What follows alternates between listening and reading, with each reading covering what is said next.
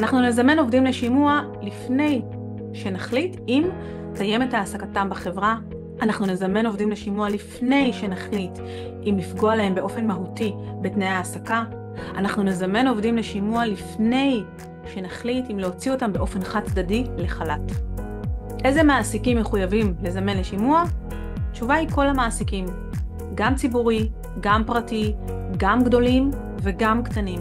איזה עובדים צריך לזמן לשימוע? התשובה היא את כל העובדים. שולחים זימון בכתב, מסודר, לא זימון לקוני, לא זימון עם שורה אחת, לא אומרים אי שביעות רצון, חוסר תפקוד, איחורים או משהו כזה כללי ולקוני.